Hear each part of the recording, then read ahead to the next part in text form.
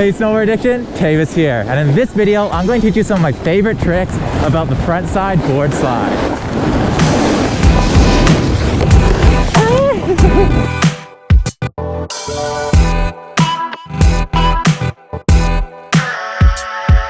Frontside board slides are one of the most challenging tricks to learn, and they took me multiple years to figure out.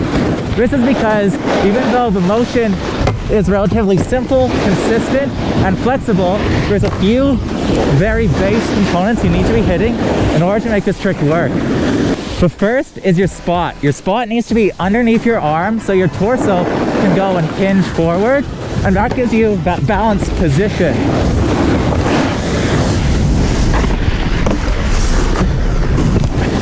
If you go and, oh, rocks. Oh, that sucks. The other super important part is your takeoff. You need to make sure that you're not going and jumping into the front board. Instead, letting your board naturally ride off the takeoff. Because if you get any sort of sideways momentum, overextend your legs, the front board is going to be very hard to control. So the three movement components you need are the stack position, the ability to move your lower body and upper body independently, and the ability to keep your head stationary.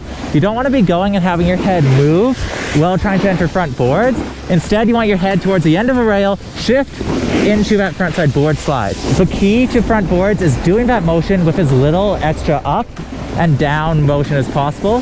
So to do that, we need to make sure that our takeoffs are absolutely dialed in. First, let's try and get a front board and pull it back on this hard feature. Ooh, a little bit off early. If you try to go into a frontside board slide and pop up, what it's going to do is make it so you slam down, toe edge, heel edge, just not in control. So the front board, this is really important. You need to make sure that you're riding off a lip until your tail slides off the end. See how this puts my nose of my snowboard over top of a rail? This makes it so all you need to do is rotate and you're already set over your front foot. Eliminating any need to go and jump forward is going to make you hit the side of a rail and slip off. So in order to get a good front board without going and over popping your legs, it's all about getting this constant tail pressure because it'll naturally put you over the rail. You'll still probably want to do a little bit of pop with your legs, but you never want to be fully extending your legs straight because that's going to make it so your upper body becomes weightless, making it super hard. And the last part of it is preemptively setting your weight over the rail. If you go and have your weight set straight over top of your snowboard, when you go into the front board, what's going to happen is you're going to front board not all the way on the rail. So for this, you want to set your upper body preemptively over top of a rail so that when you shift into the front board, your front foot's there. So that's how you get onto the rail while maintaining the stack position. Maintain tail pressure, puts you up and over the rail, and have your upper body set over so when you rotate your board 90, you're perfectly set over your front foot with minimal motion.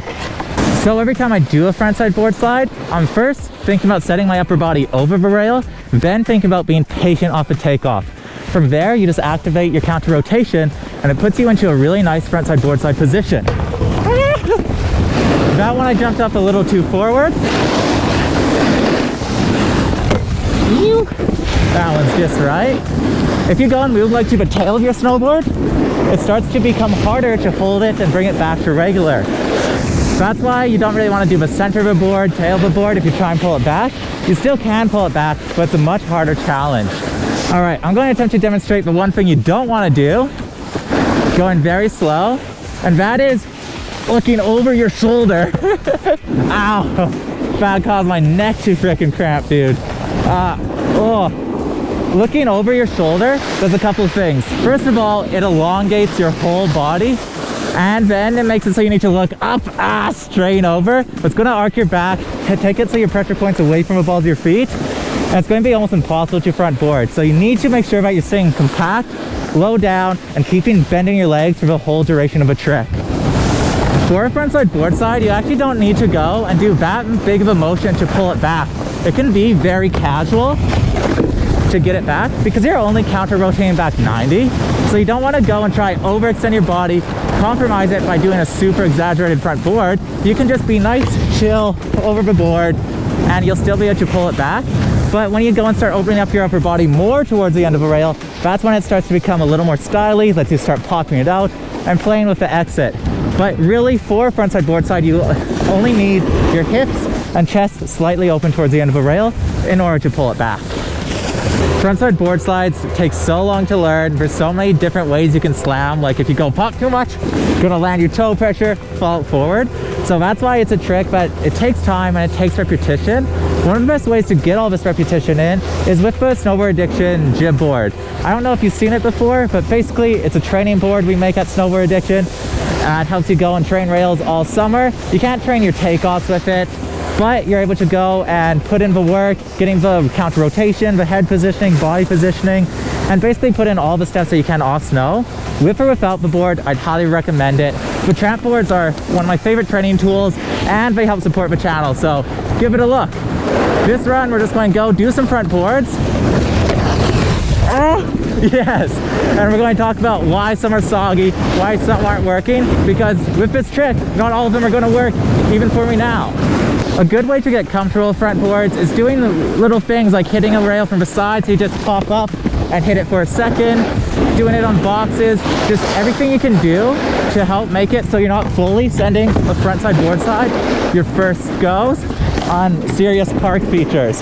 Flat rails are actually harder because speed doesn't help you get more over top of a rail, so you're going to need to add a little more pop, but still keep your legs super bent. But for a down rail like this, I can just cruise up straight, counter rotate into front board. The last really important thing is speed is your friend on front boards. Once you have the form, it's easier to go and get on the rail, get the front board, and make it to the end while going fast. So don't be scared to go and work on your form, practice it, and then once you have it, take speed and confidence to the rail features, and that's going to help you get a much cleaner front board. So recap, get your snap position, get that separation between your upper and lower body, while keeping your head down towards the end of a rail, and do that with a good takeoff, and you'll be able to lace a front board safe and funnily. So thanks for watching. I hope this video helped you improve your frontside board slides. I'm Taevis from Snowboard Addiction, and our goal is to improve your riding. Cheers!